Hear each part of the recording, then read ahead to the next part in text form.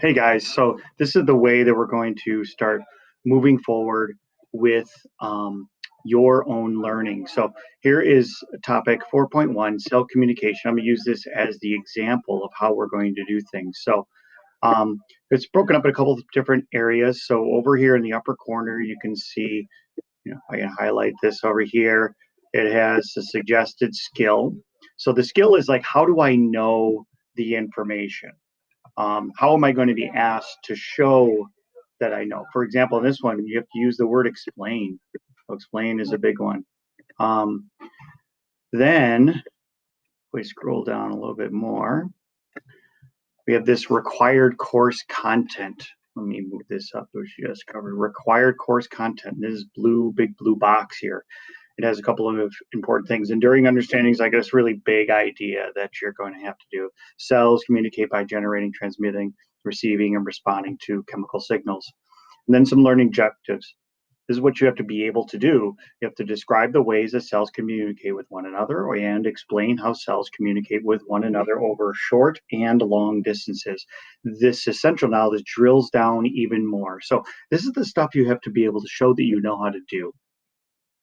This is stuff that you have to know, the content kind of stuff. The last section is like the apply section that you're going to have to put into this document. And you're going to get that from, a couple sources. Sometimes you find them embedded within this blue box over here. But a lot of times you'll see the over on the side in illustrative examples, okay, or illustrative, whichever one. I've heard both ways. Um, so these are like examples that you might see on problems. Now, it doesn't mean you have to know all the nitty gritty of this. You have to know how, for example, how immune systems interact by cell to cell contact, antigen presenting cells, helper T cells, and killer T cells. So you have to be able to do these learning objectives with this as an example. On the AP exam, they will probably give you enough information to be able to figure it out if you have never seen this. But, it sometimes is helpful to have seen this information and have a better idea of how to do it. And, kind of makes you feel a little bit more comfortable on that test.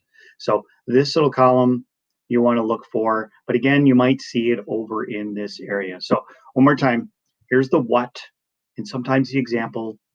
Here's the apply.